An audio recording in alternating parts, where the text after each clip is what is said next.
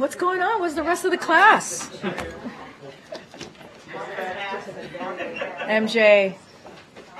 It's all good. All right, good afternoon, everyone. A strong bipartisan majority of Congress supports Ukraine in its fight against Putin's brutal war.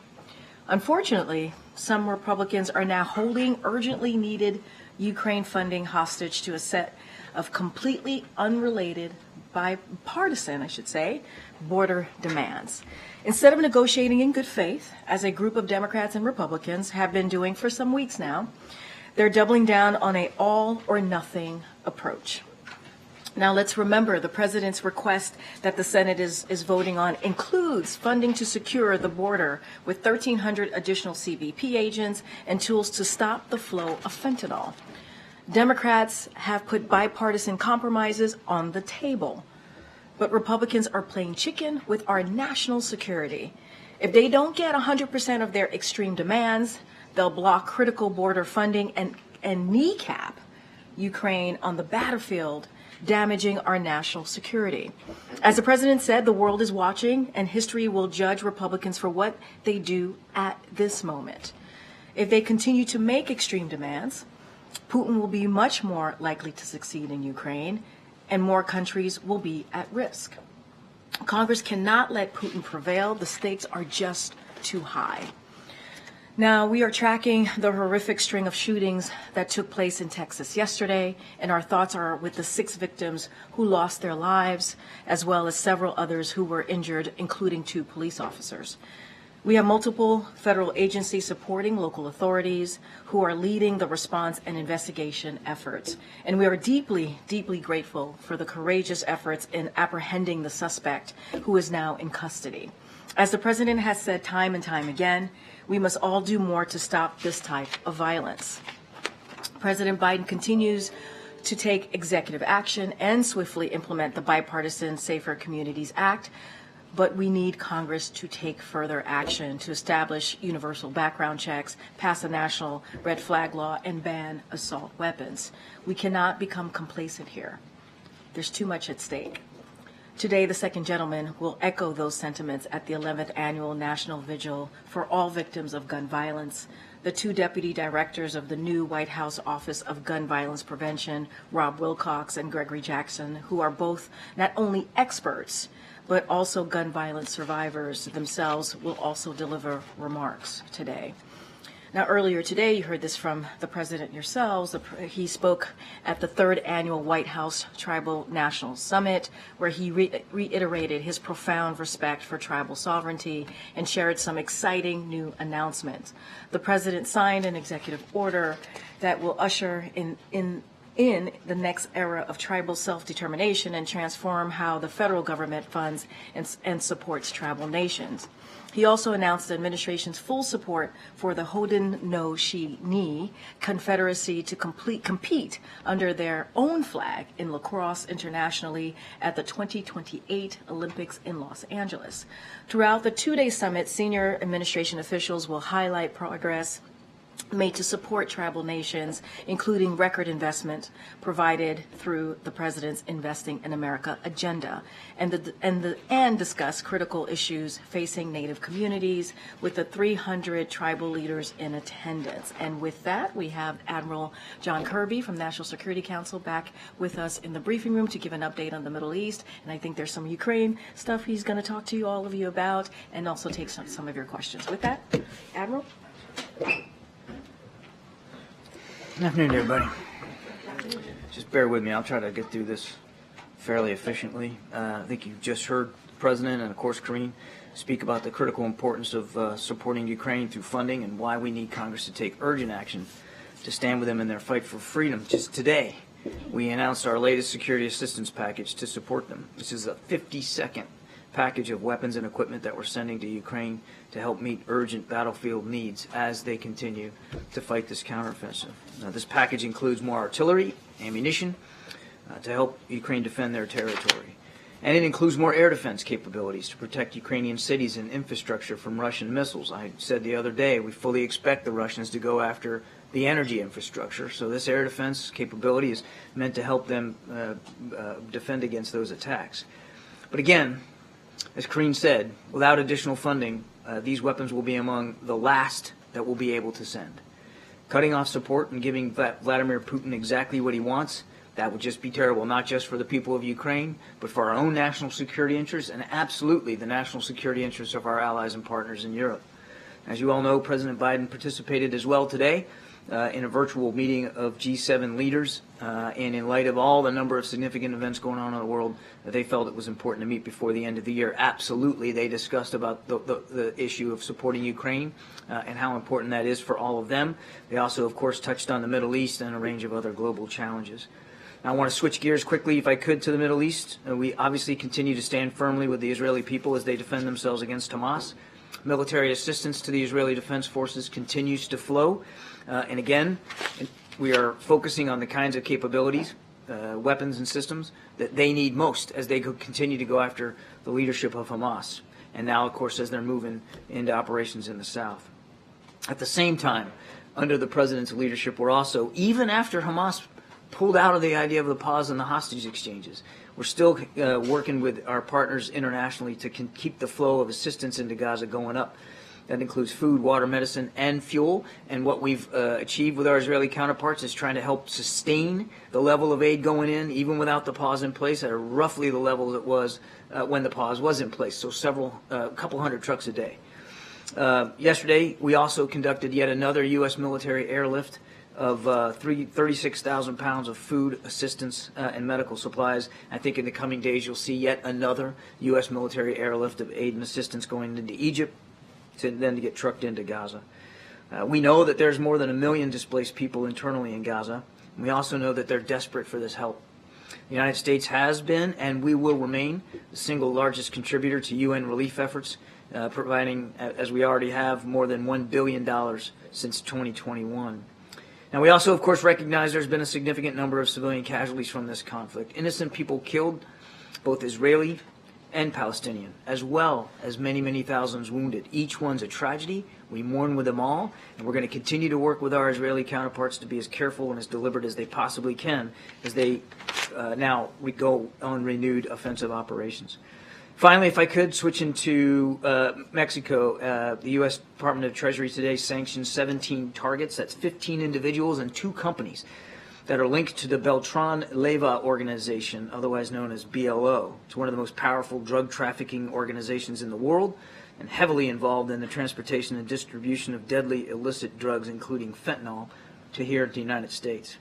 It's also been one of the largest suppliers of cocaine to the U.S. market over the last 2 decades. Concurrently, the Justice Department unsealed indictments against 60 defendants on various international drug trafficking offenses related to the import of illicit drugs like meth, cocaine, marijuana, and of course fentanyl. These actions are part of a whole-of-government effort coordinated with the government of Mexico to help counter the global threat posed by the trafficking of these illicit drugs.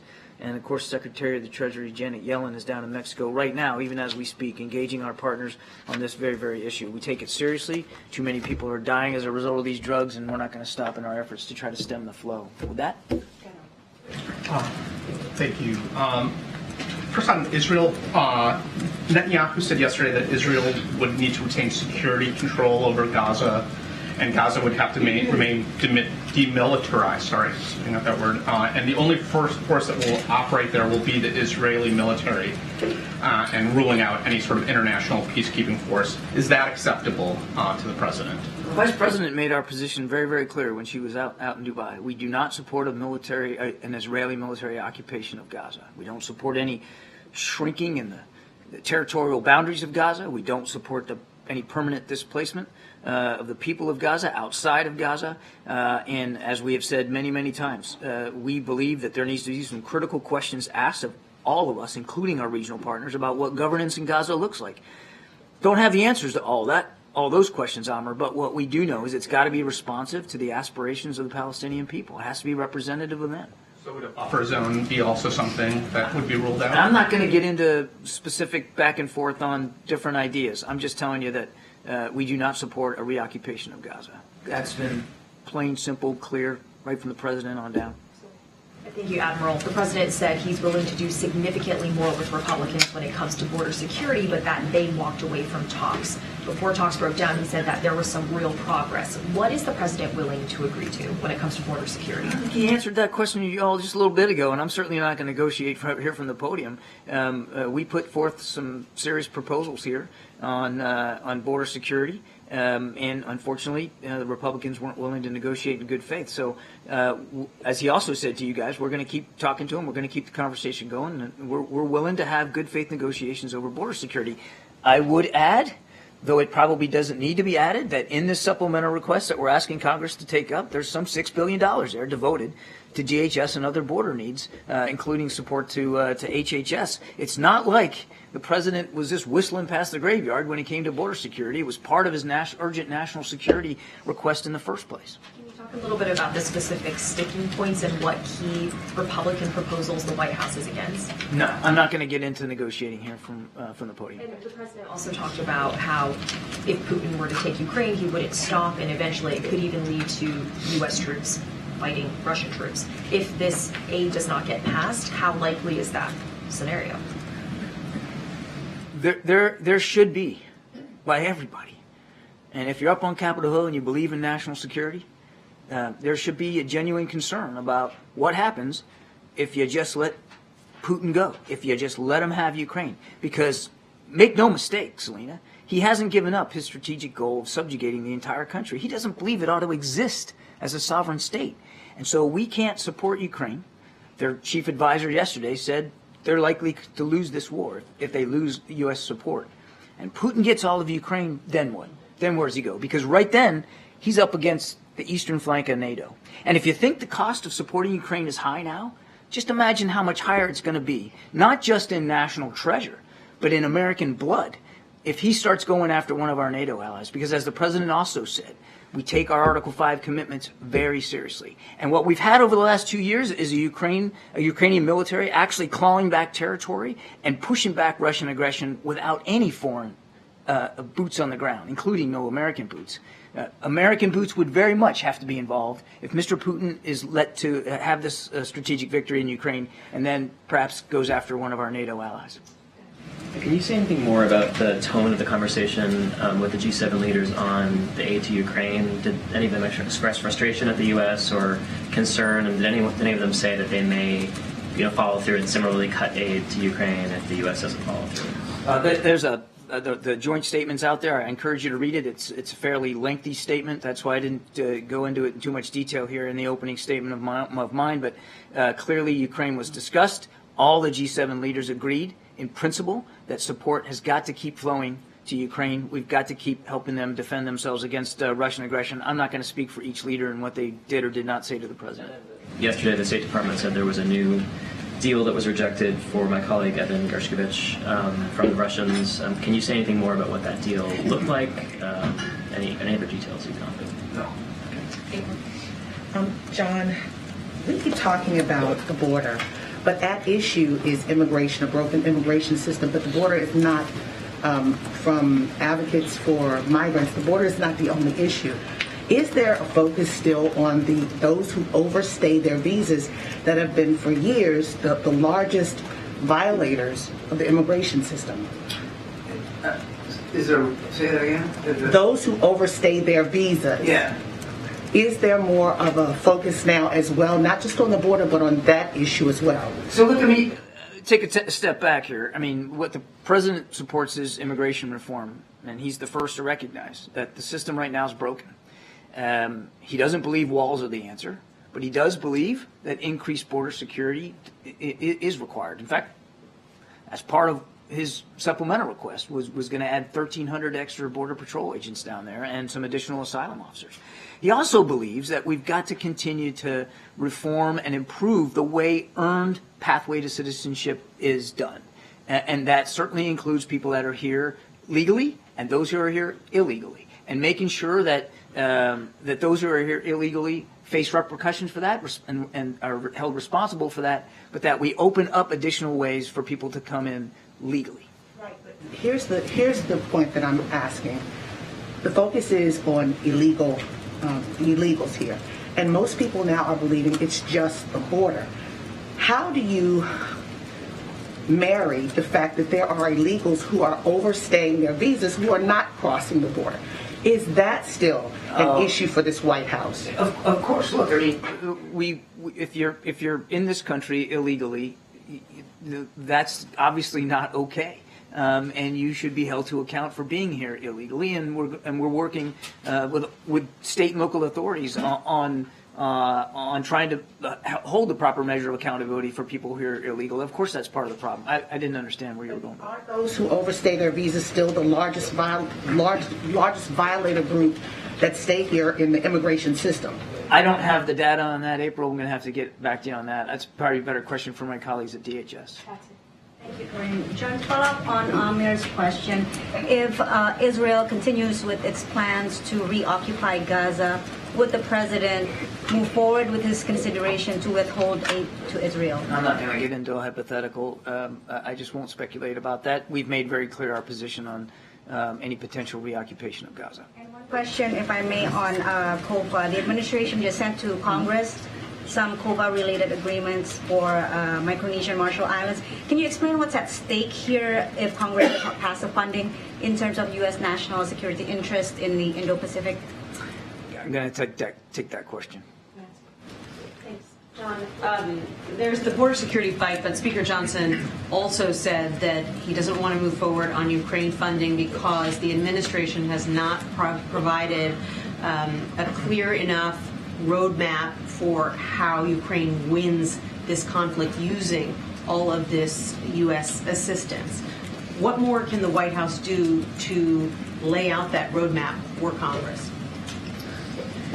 I lost count of the number of briefings that we provided to members of Congress in a classified and unclassified setting about what we're doing to support Ukraine and what Ukraine's ultimate goals and strategy are. It's their war. They get to decide what victory looks like. They get to decide what plans they execute. They get to decide what targets they hit. They get to decide where they put their troops on the battlefront. But let me put it clearly. We want Ukraine to be whole and free. We want their internationally recognized borders to be respected by everyone, including especially Russia and Mr. Putin. There shouldn't be a single Russian boot on Ukrainian soil. We've been clear about that. Number two, as Ukraine continues to fight for that outcome, we're going to do everything we can to make sure they've got the tools and the capabilities to do that. And that assistance has been evolving over time. I have been talking about this myself from two different podiums now. It's been evolving over the last 2 years as the war has evolved. And we have been nothing but transparent with Congress about each and every security assistance package that has been delivered to Ukraine. Every single one of them, including the one I just talked about, is done in full consultation with members of Congress. Number three, the issue of accountability. We actually share the concerns over that. We've been sharing concerns over accountability of those systems and those weapons since we started giving them to Ukraine. And I'll tell you something else. The Ukrainians are also concerned about that.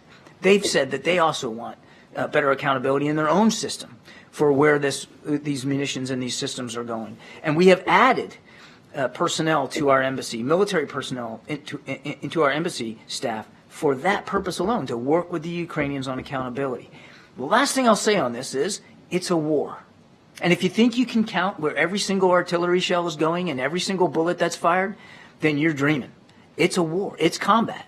Now, we're doing the best we can to account for the aid we're giving them and how they're using it.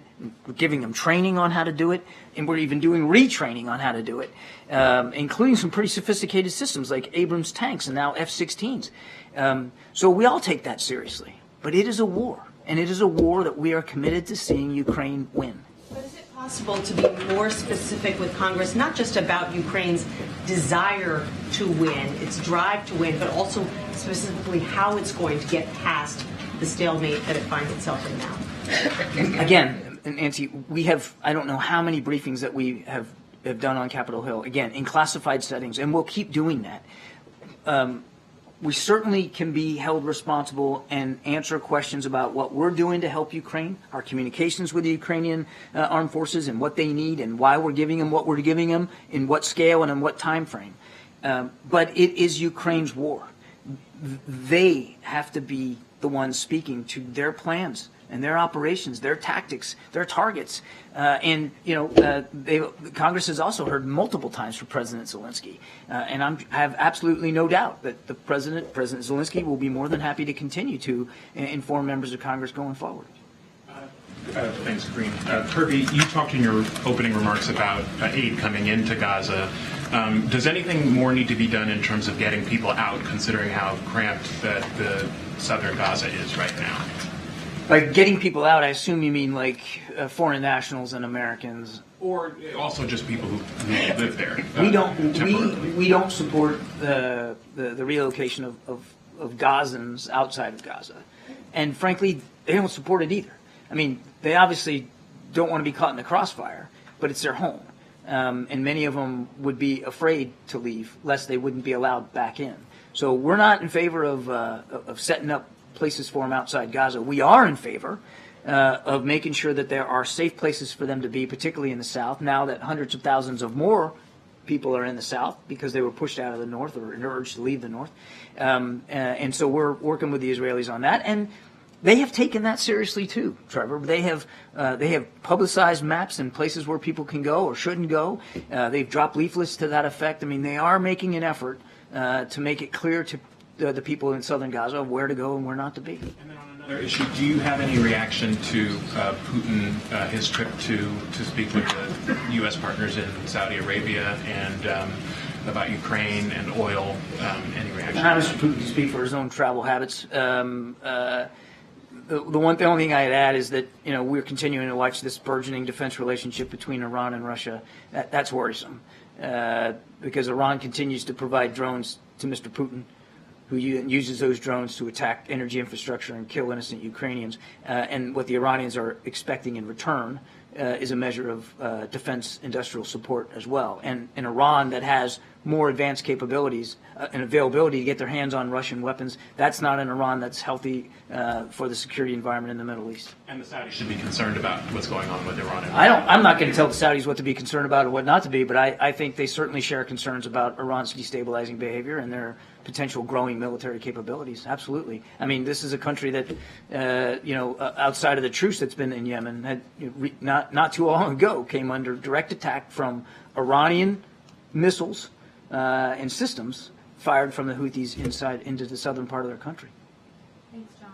Is it your current assessment that the Ukraine war is at a stalemate, and would additional funding help break that stalemate? Won't characterize the state of the battlefront. That's really for the Ukrainians to do. We've really taken a position of not armchair quarterbacking that and slapping bumper stickers on it. I would tell you or point you to what President Zelensky has said himself.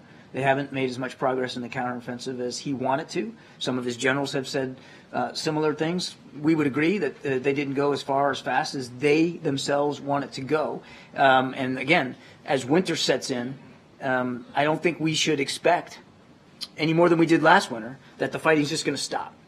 These two sides will probably keep at it. Right now, there's not a lot of movement on the battlefront, either in the east or in the south. But the Russians have made it very clear that they're not just going to sit in camp all winter, that they want to go on the offensive. And they've got the advantage of manpower that they can throw at this stuff. And so we got to make sure, that's why the president was so strident today, we've got to make sure that Ukraine continues to get the support that they need going into these cold winter months.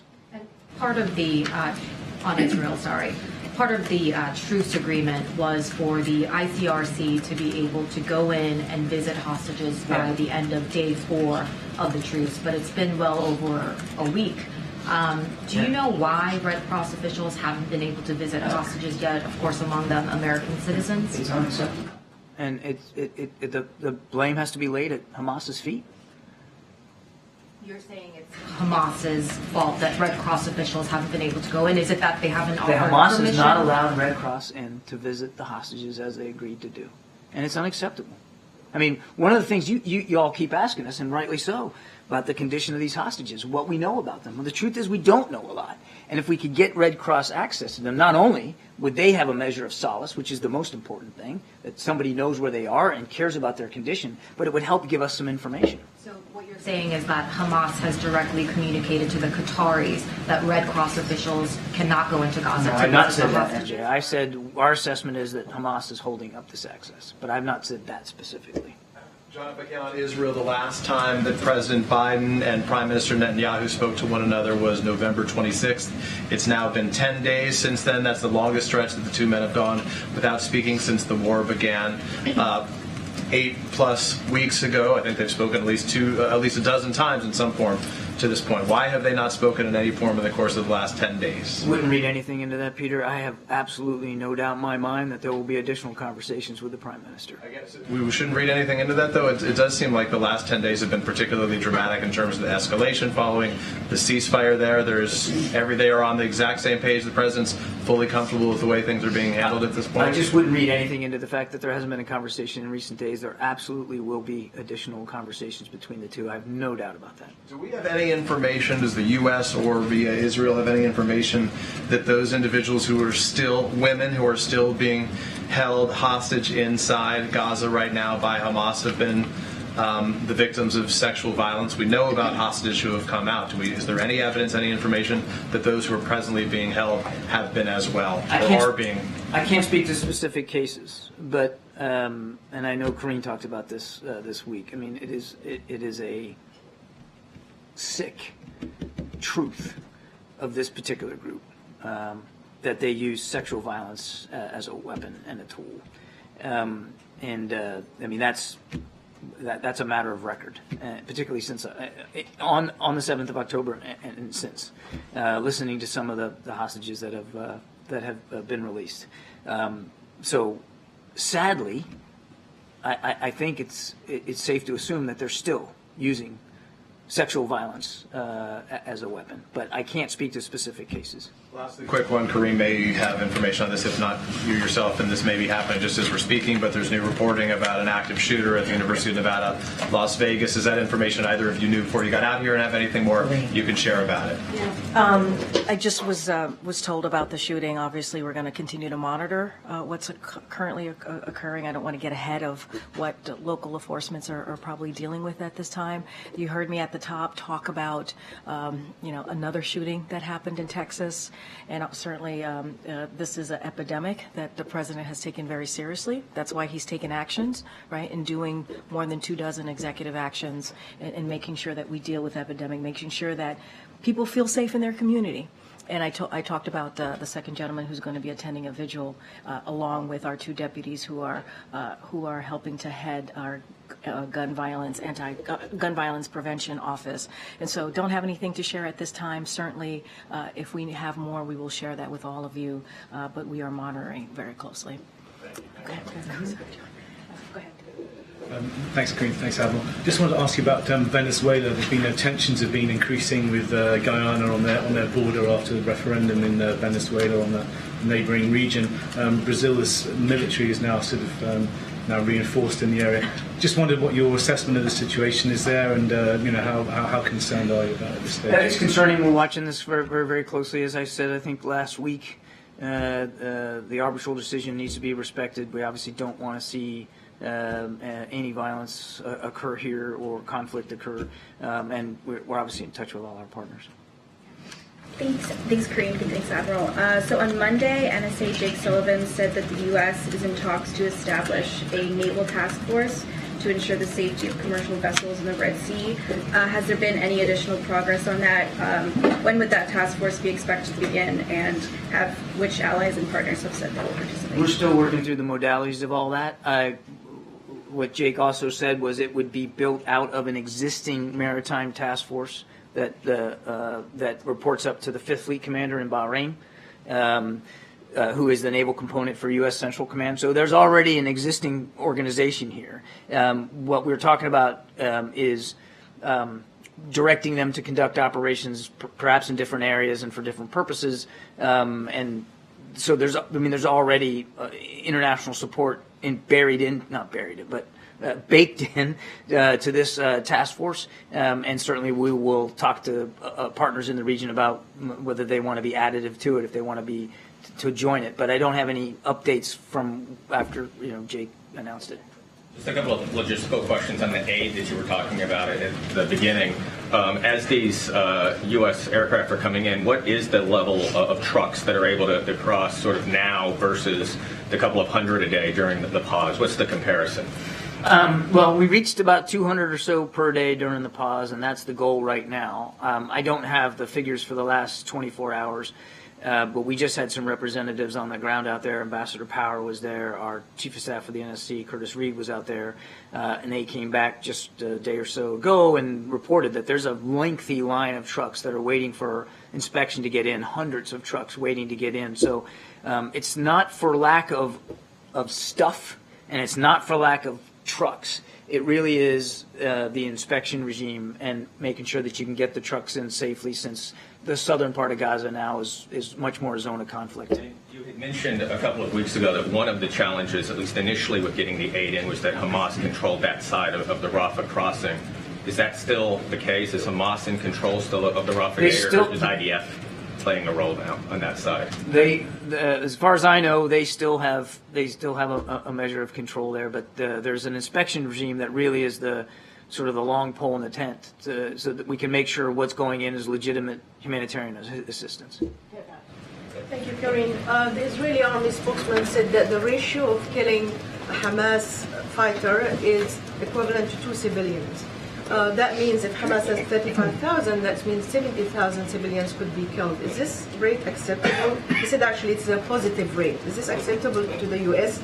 And second, John, if you allow me, also the Israelis saying that 15,000 Palestinians have been killed, which is more or less mirror what the Ministry of Health said. So would you take now what the Palestinians said as credible kind of figure? I can't verify the numbers. And the right number of civilian casualties is 0. Okay, well, the first question about the ratio. That's the answer to both your questions. I can't. The right number of civilian casualties is 0. I'm not going to speak to the ratio that the IDF is putting out there. The right number of civilian casualties is 0, and I can't verify the 15,000 number. We've said many thousands have been killed. Thank you, Karine. Admiral, is the Lebanese army that is supported by the U.S. We receive millions of dollars over the years of military aid. Is it part of the war? Is it part of the conflict? Because Israelis carried an attack against a Lebanese army base in south of Lebanon and killed some soldiers. Is it acceptable? I didn't follow the first part of your question. Israeli airstrike carried an attack against Lebanese army base in the south. Is it acceptable? I'll let, as I've said many times before, I'll let the Israeli Defense Forces speak to their airstrikes, to their military operations. I will let them. Part of the conflict? I will let them speak to their operations, and we're not going to armchair quarterback their operations here from this podium. We're going to make sure that they have the security assistance they need to defend themselves. So the UN expressed that there is no safe zones in the south, and now Israel is encouraging people to move more to the south. So is it a collective punishment again? And we're going to see more civilians dying in the south because there is no safe zones? We don't want to see a single more civilian killed. We don't want to see a single more civilian injured. We don't want to see damage to civilian infrastructure like hospitals. And we have made that case, and we'll continue to make that case to our Israeli counterparts. But you don't want to see, but nothing is changing on the ground. The CNN producer lost 9 members of his family today. Killing journalists, over 60 journalists died on the ground, even in South Lebanon. They're not a target, they were clearly journalists. What's really happening? So if we call Hamas a designated terrorist group killing civilians as a non-sector player, is it also Israel acting like a terror state, killing humans, civilians, unarmed people, journalists every day? So again, we don't want to see civilian casualties. And sorry, just one more point. It's okay. I don't know if this is going to answer your question. But Hamas deliberately slaughtered and murdered some 1,200 people on the 7th of October. And it seems like we're all willing to forget that. Deliberately. It was their intent. And to take hostages. that was the purpose of the whole thing on the 7th. Now, we've been very honest with our Israeli counterparts. We want them to be careful, cautious, deliberate. We don't want to see any more civilians harmed on this. But they have a right and a responsibility to defend themselves against that very genocidal threat. And it is not the Israeli Defense Forces' strategy to kill innocent people. It's happening. I admit that. Each one's a tragedy. But it's not like the Israelis are sitting around every morning and saying, hey, how many more civilians can we kill today? Let's go bomb a school or a hospital or a residential building and cause civilian casualties. They're not doing that. They're trying to go after Hamas. And it's a very difficult task. When Hamas, oh, by the way, in addition to deliberately slaughtering people, is deliberately hiding themselves in residential buildings, in hospitals, in tunnels, putting the innocent people of Gaza directly in the crossfire. Now, you tell me, is that right? Is that right?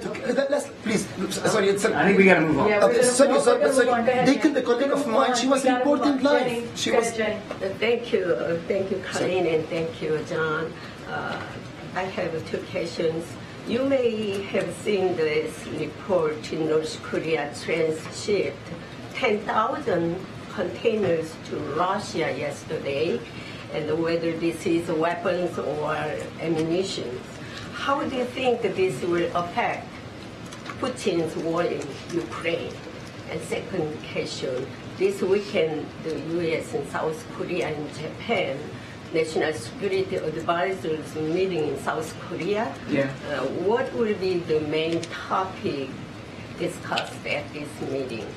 Mr. Sullivan's very much looking forward to this trip to Seoul to meet with both his South Korean and Japanese counterparts. And I think I don't want to get ahead of Jake, but I think you can expect a robust agenda of discussions of regional issues of mutual concern, particularly in the security environment. I know that Jake is looking forward to having discussions with both of those leaders about how we can build on the Camp David agreement and really try to improve our trilateral cooperation as well as bilateral cooperation between the Republic of Korea and Japan. On your first question, I haven't seen those reports, so I can't specifically talk about this shipment, but I have talked about many times our concerns about North Korea providing artillery shells, for instance, to the Russian military, making it easier for them to kill Ukrainians.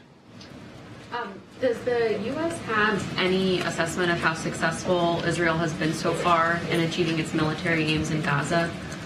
Yeah, again, we're not doing a report card on their operations. They get to do that. These are their operations. I will tell you, though, Yasmin, that they have said they want to go after Hamas leadership, and what we're seeing is that they are actually conducting operations with that result in mind. That's the outcome that they're trying to achieve, and they have achieved some measure of success going after Hamas leaders at various levels. Just over the weekend, we know that they were able to take out a Hamas battalion commander operating in the north. But they are primarily focused on trying to decapitate the organization. One quick question. Thanks, Kirby. Does the U.S. have any sense of when they think the military operation will be wrapped up, or when you would like to see it sort of come to a close? I'll let the Israelis speak to their timing. Yeah, thanks, Karine. Thanks, John. So we heard the FBI director yesterday testify that he sees flashing lights everywhere related to terrorism. What's the level of concern of the president about who's walking across our southern border with those 1.7 million gotaways over the past 3 fiscal years? The president is always concerned about threats to the safety and security of the American people, whether those threats come from the southern border area or from elsewhere around the world. In particular, threats to Americans that are living overseas. It's always on his mind. And specifically about the southern border, though, so then why not cut that flow, stop that flow of people? As the president said, he's all about border security, and that's why he added money in the supplemental to increase border security, including some 1,300 additional Border Patrol agents, and again, more asylum officers, more resources to crack down on fentanyl coming across that border. He believes strongly in border security. Now, look, he has a difference of opinion with some Republicans on Capitol Hill about what border security should entail, what it shouldn't entail, like a wall or not. But he's absolutely serious about it and willing, as he said to you guys himself this afternoon, to continue to negotiate in good faith with Republicans about how to get at that. Karine, thank you very much. Admiral, thank you. One question on Ukraine funding and one on Israel, if you would. On Ukraine funding, the President has stated publicly many times, as have a number of his aides, you included, that you're all confident that the President will be able to persuade the United States Congress to renew funding for the Ukraine armed forces. Today he held that video call with the leaders of the G7, and it's manifestly clear that he's not necessarily going to be able to deliver on that promise. And yet for the better part of a year, or more than a year, he's been telling those same G7 leaders, in essence, I've got this. I will get that funding out of the United States Congress. Today, he cannot make that promise to this same group of leaders. Is that a source of some embarrassment for him and for the United States? No, I disagree that it's not manifestly clear, James. I'm not sure where you're getting that phrase. The President remains confident that support to Ukraine is important for our national security interests. He remains confident that he's going to continue to work with members of Congress to get this done. He said so himself in those comments. And he's confident, oh, by the way, that there's still strong bipartisan and bicameral support for Ukraine up on Capitol Hill. We got a small number of Republicans that are pushing back on that. The President's not going to give up on this. You've also got a small window now. Well, the window's definitely getting smaller. I've been saying that for weeks now. The runway's getting shorter and shorter, and we've got basically to the end of this month. On Israel, does President Biden regard Prime Minister Netanyahu as a capable or even a great military leader? The President respects the position that Prime Minister Netanyahu is in. This is a man he's known for many, many years. They don't agree on everything, but he is the elected Prime Minister of our good friend, ally, and partner in Israel. And we're going to continue to work with him, make sure that he knows the United States will continue to have their back as well as they fight Hamas. But he believes that Mr. Netanyahu knows what he's doing right now as a military? James, I'm not going to play this game, and we're not going to get into characterizing foreign leaders here from this podium. He's the elected leader of Israel. The President has respect for him. He understands the challenges that the Prime Minister is going through right now. And we have done everything we can and will continue to do it, not just in terms of weapons and capabilities, but advice and counsel and perspective and lessons learned from our own experience in this kind of warfare. Presumably, the President would not preside over the provision of all of this money and intelligence and weaponry and strategic counsel to Mr. Netanyahu if Mr. Biden felt that Mr. Netanyahu did not know what he was doing with it all. He feels that Israel has every right and responsibility to defend itself against a truly genocidal threat represented by Hamas, a threat that was on display for the whole world to see in sickening ways on the 7th of October.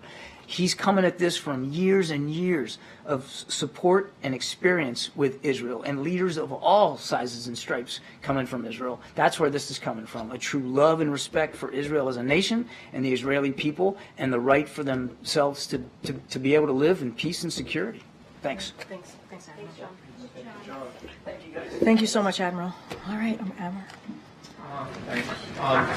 Just go back on the Ukraine border conversation with Republicans. Can you drill down specifically on what some of the compromises the President's willing to support? I mean, look, I'm just going to reiterate what my colleague just stated, that there is no negotiating from here. That's not what we're going to do. You heard my topper when I talked about how for some time now there were Republicans and Democrats who were behaving in good faith in trying to move forward with this. And now what we're seeing from many Republicans is trying to certainly set us back here. It is critical to our national security that Congress act now. You just heard the Admiral say that it's by the end of this month. That is the timing here, by the end of this month. We are running out of time. Congress has a choice. They have a choice. And you heard this very clearly from the President earlier this afternoon. Are they going to support democracy and freedom by standing with Ukraine, as we have been doing from the beginning? Let's not forget, there was bipartisan support, majority bipartisan support for Congress when this all started. When Putin launched its war, there was bipartisan support. And that should remain. And so, if we don't do that, we're risk giving Putin the greatest gift right now. And so we have to act. The time is now. The world is watching for sure, and we can't let Putin win. And so that's our message. It's going to continue to be our message. We have been talking to Congress for some time now And we're certainly going to continue to have those conversations, but I'm just not going to get into a tit for tat or a policy for policy by negotiating here at the podium. Can you just more broadly sort of address, I think, this overarching criticism that Republicans have had is that they now have and they've had for about a year now, one chamber of Congress, and that sort of the outlines of bills change with time of who has the White House, who has control of the chambers. So is the White House essentially acting in good faith and just acknowledging that this is a different Congress than that you guys had at the start of this presidency? Look, I'm not understanding the White House having to act in good faith. What I can tell you right now is that we made it very clear. There was a letter that was put out on Monday by Shalonda Young, obviously the director of OMB, and there is no magical pot of funding available. We have a country, Ukraine, that is fighting for their democracy, that is fighting for their sovereignty. That is incredibly important.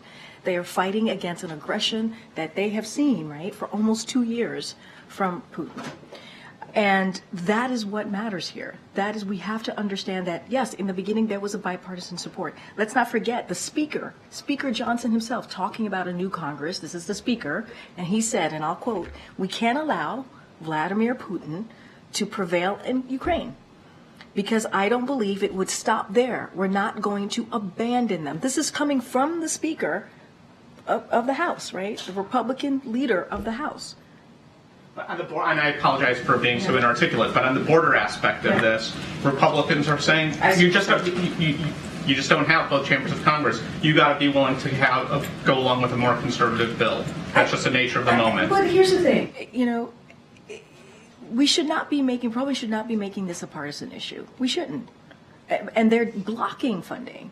Right? There's a reason why the president put border security in this national security supplement, because we believe it's incredibly important. From day one, the president put forward a comprehensive immigration policy to try and deal with this.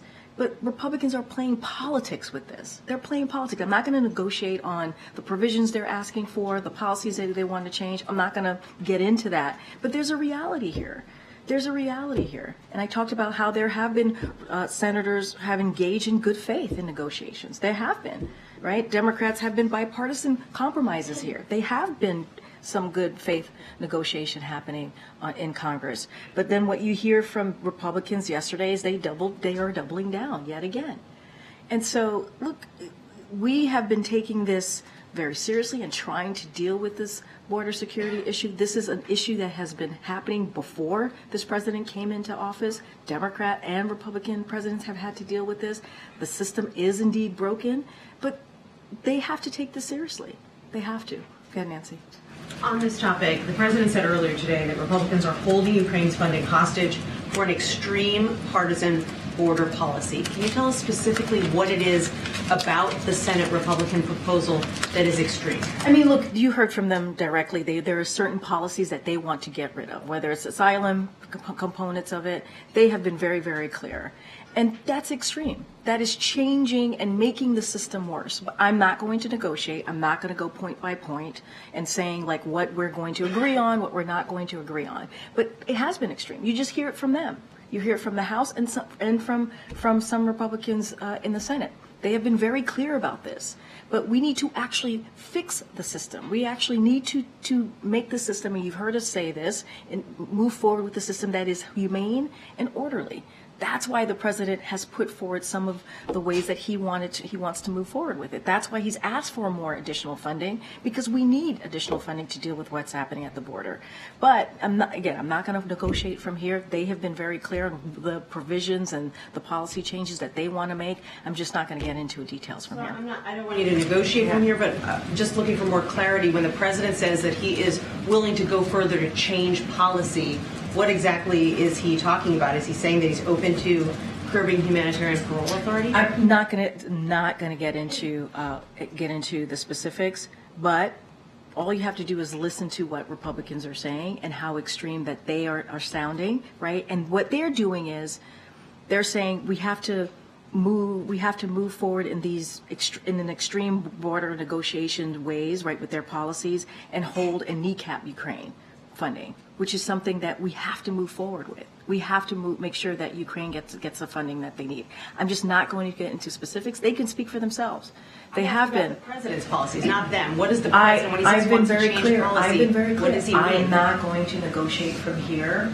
They have been senators, Republican senators, the House Republicans have been very clear on what they want to change. I'm just not going to get into details and specifics from here. Go ahead. On the border negotiations, when was the last time that the White House spoke to Senate Republicans about this issue? I don't have a timeline of conversations.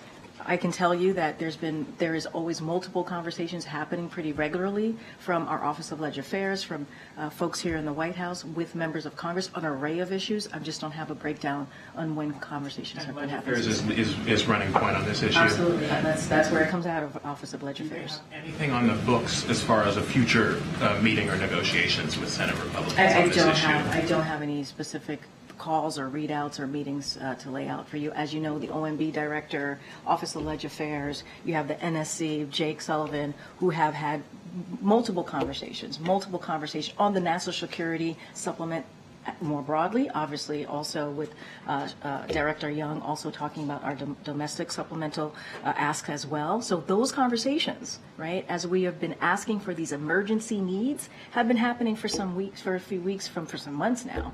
And so that I can tell you, we've talked about that. I think some of you have reported times that they have gone to the Hill and had those conversations. I just don't have a timeline to lay out to you on when those conversations have been. And one other Capitol Hill issue, there was a new piece of legislation that was introduced by Democrats in both chambers that would allow for people who've been convicted of felony to vote in federal elections.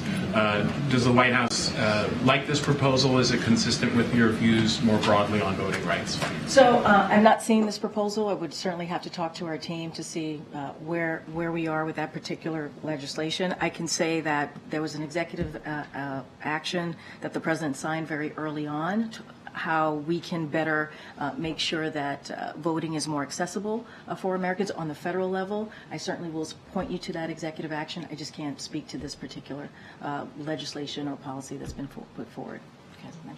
Karine, I wanted to ask you about this congressional hearing yesterday where a number of college presidents were asked about anti-Semitism on their campuses. One of the questions that got a lot of attention was whether calling for the genocide of Jews constitutes bullying or harassment. The presidents didn't give straightforward answers. I wondered what the White House's response would be to that specific question.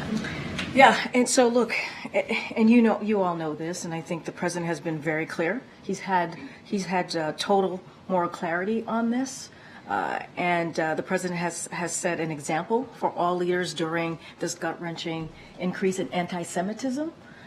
He certainly he's spoken very forcefully against it. Calls for genocide are unacceptable. It's vile, and it's counter to everything this country stands for. I can't believe I even have to say that. I shouldn't have to. We've talked about this. We have witnessed the worst massacre. On October 7th, we witnessed the worst massacre suffered by the Jewish people since the Holocaust. And the latest in a heartbreaking pattern that goes back thousands of years. So statements that advocate for the systemic murder of Jews are appalling, and we should all stand against them. And so just on the human side of things, you're talking about human dignity, right? You're talking about the most basic values that unite us as Americans. And so I should not have to be saying this at the podium. This should be something that this should be who we are, right? And how we move forward. We should be calling out this type of hate. So just because these college presidents had a hard time giving straightforward answers to these questions, I'm just wondering if a White House employee were to, for example, call for the genocide of Jewish people, would that person be reprimanded? Well, what I will say is, that is something that we do not stand for, right? We do not stand for calls for genocide. That is unacceptable. That is vile. We will call that out. We will be very clear about that. And that is something that, the president has had moral clarity on this. He has. And so anti-Semitism is unacceptable. It's unacceptable, and we will continue to be really, really clear about that. It doesn't matter if you if you work in this administration and you make those type of vile comments, we will call that out. We will call that out. I don't want to get into hypotheticals, but that we are very clear where we stand here. Very clear. Why do you think it is that these college presidents? I can't speak for these college presidents. I cannot. They have to speak for themselves on this. Thank you, Karine. The president has made defending democracy a key part of his presidency. What does he make of the former president's comments, Donald Trump's comments, that he would not be a dictator except for on day one of a second term? Look, I can't speak to the former president's comments. Obviously, he is now a candidate in the 2024 election, so I want to be really mindful. There's a Hatch Act that I have to follow. But look, what I can say is that the president, when this president decided to run in 2019 and also in 2020, he was very clear. He was very clear on what he was seeing, right? He was seeing that our democracy was under attack, our values was under attack, and he believed that we needed a different view from what we were hearing from that president at the time. And so he's always believed in the importance of protecting democratic values and certainly protecting our rights. And it's not just us, it's a majority of Americans. We saw that in the results of the election in 2022, in that first midterm under this president. We saw that again in 2023, where majority of Americans want us to continue to fight for our democracy and also continue to fight for our freedoms. And so that is something that the president believes and is continued going to speak against it and also speak to why it's so important as a nation that we stand up and fight for our democracy. And that is who we are at our ethos. Will the president plan to watch tonight's Republican primary debate? The president's pretty busy tonight. There's a lot going on. Yeah, I think he's going to be hosting some of you tonight in the residence with your loved ones. So I think he's going to be pretty busy tonight. Okay. Thanks, Karine. The White House has previously said that they want to see a path for Dreamers and any new border security measures. Is that something the president still wants to see, or absolutely? Yeah, absolutely. That's something he still wants to see. Remember his first comprehensive immigration policy that he put forth on day one. That is something that he wants to see. Is that still practical right now? I mean, look, we got to continue to make sure we ask Congress to act. I mean, this is a president who certainly is optimistic. And so certainly is not going to hold us back from pushing forward on something that is important for this country, important for those Dreamers who have been here for some time, have been part of the American experience, and we believe that they should have a path to citizenship. Okay. Does the White House have any comment on former Speaker McCarthy saying that he's going to step down at the end of the year and the kind of narrowing Republican majority that's going on in the House? So yeah, I do have a couple things I want to say about that. The president wishes Speaker McCarthy well and congratulates him on a career of service. While they have important differences about policy, the president appreciates that they were able to work across the aisle on important priorities for the American people. And he appreciates that Speaker McCarthy's story is an American one, rising from founding a small business to being the highest ranking member of Congress. The president also congratulates Speaker McCarthy's wife, Judy, and their children, Connor and Megan. I don't have anything else to add to that, but that is our statement on the former speaker's statement. Jackie. Thank you, Karine. Should those university presidents resign? That is not for us to decide. Well, what I can say is give the moral clarity of where the president stands on this. It is sad. It is sad that I have to be asked about those comments that they made or answering a question that should be very easy to answer, right? It should be very easy to stand up and say, we, of course, we're going to call out any type of genocide, especially as we have seen against the Jewish community. Of course, we're going to call out anti-Semitism. I can't speak to how their process runs. That is not for me to speak to. And hearing your strong answer, standing firmly against anti-Semitism, though, why is it not appropriate for the White House to stand firmly against anti-Semitism by calling for the resignations of those? Because some of them are private universities, right? They have their own process. We do not get involved in private university process and how they run their university. But what we can be very clear on and give moral clarity and call out and be being asked that question, we can say, no, anti-Semitism is unacceptable. It is unacceptable. What we saw on October 7th, the slaughtering of innocent people because of who they are and what they believe, that is unacceptable. That is unacceptable. Should their codes of conduct at the very least be updated if they... I don't even know what their code of conduct is, so I can't even speak to it. So that is something for the university to speak to. Can you explain what the deal is with this intern letter? I've seen some reporting that there were supposedly some interns that wrote to the president calling for a ceasefire, but there weren't any names on that letter. Has the White House determined if this was in fact White House interns that were writing to the president? Look, here's what I can say. As you stated, it was anonymous. I know this is a painful moment for multiple communities, and that many people have strong views, and this conflict is personal for many people. So we've been clear about Israel's right to defend itself. We've been clear over and over since October 7th about this, in accordance with the laws. Right? We've also been clear about that. The laws of war against an active terrorist threat from Hamas. They are a terrorist organization. So Israel should be allowed to defend itself against a terrorist organization. And let's not forget, they want to annihilate Israel. That's what they have said over and over again. So President Biden has been fighting to keep humanitarian aid flowing into Gaza, as well as pressing our Israeli counterparts to do all they can to minimize civilian casualties. That is something that the president has worked on since day one, to make sure that humanitarian aid does get to civilians in Gaza. But as you stated, it was anonymous. But I can just state more broadly how we've been moving forward with this. Is the president's decision to run in 2024 final?